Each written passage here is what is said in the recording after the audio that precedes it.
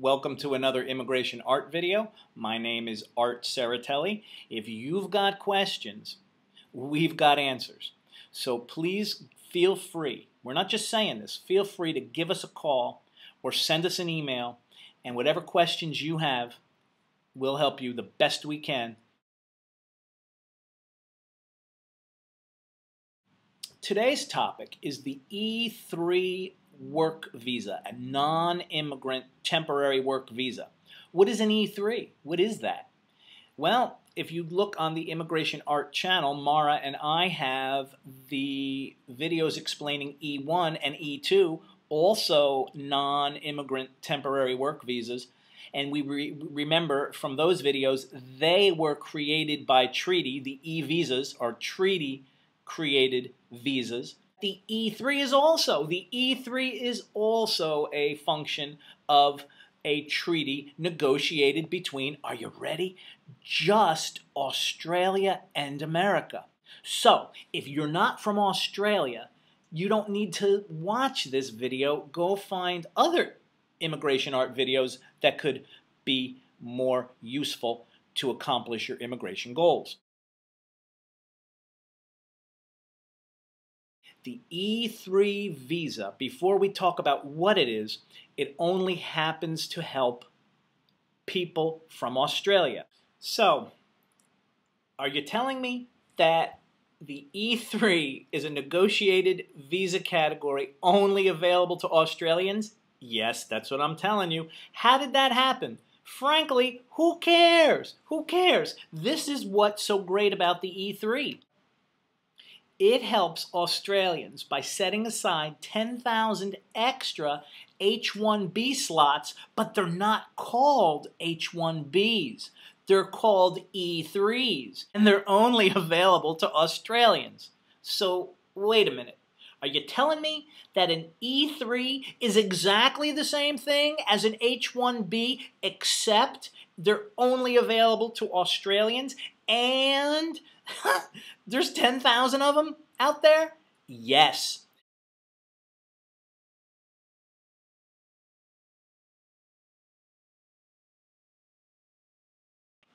Are these 10,000 E-3s for Australians, which are nothing more than H-1Bs in disguise, are these limited by a quota?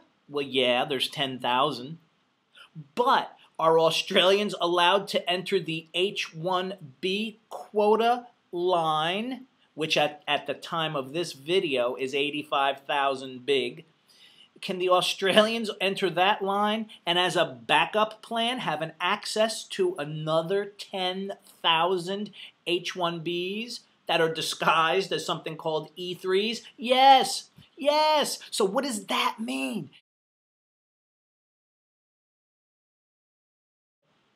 That means if you're an Australian with a master's degree from the United States of America, from one of our universities or colleges, you, are you ready, have access to 95,000, quote, H-1Bs.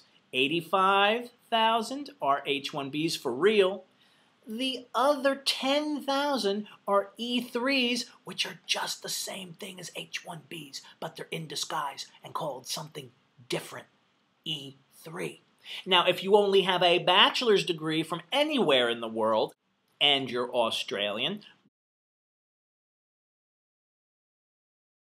well, get this.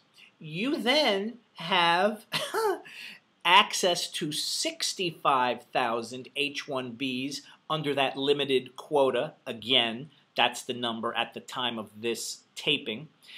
Plus, if you're Australian, you got another 10,000 E-3s. That's 75,000 opportunities to work in a capacity of H-1B employee, even though 10,000,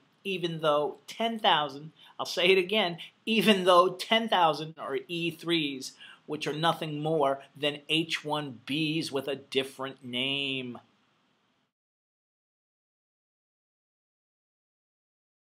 So, what is the requirement to get an H-1B, and what's the requirement to get an E-3. They're the same thing. You got to know this. And if you're Australian, tell all your friends. Unless, of course, they're going to be competing for your job, then don't tell them.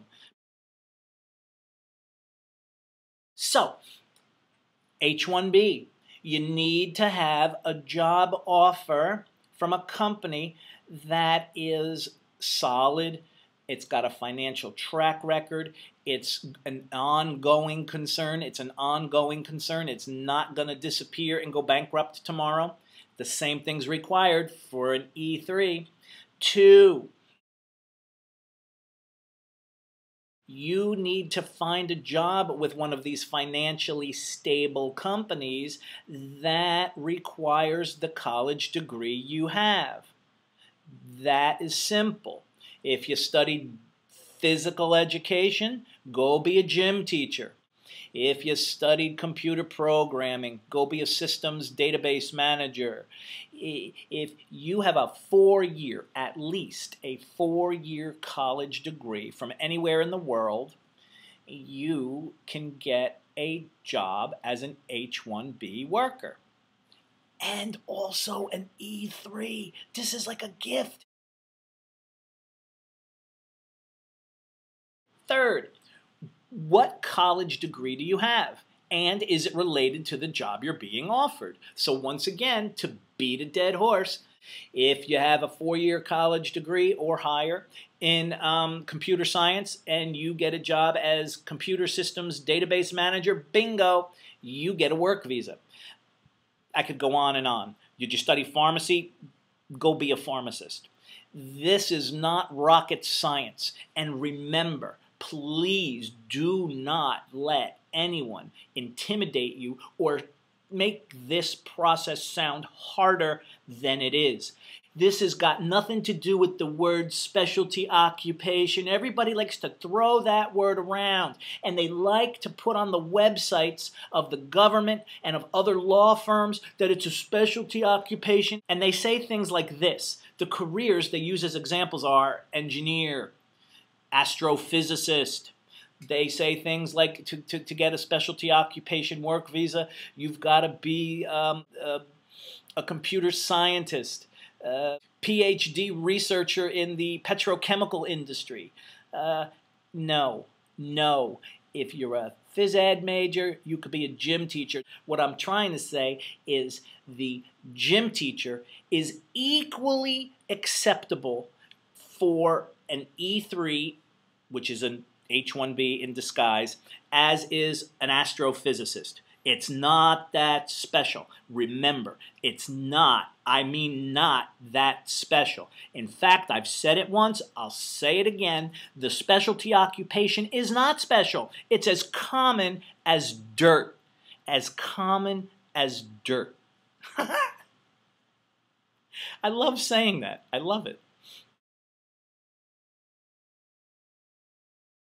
Now, what's so troubling about this specialty occupation category? The arbitrary quota limit applied to the category. That's what makes it difficult. It's difficult to get because at the time of the taping of this video, 172,500 people applied for a lousy 85,000 H-1B quota limited slots. Baloney. That's no way to run a worldwide leading economy. That's crazy. And what I got to tell you is the E-3 makes it just a little better because you've got an extra 10,000 if you're Australian. So thanks for watching. Thank you very much. And if you have any question, please, please, please contact us. One more time. Join in with me. The specialty occupation work visa category is not that special. It's as common as dirt.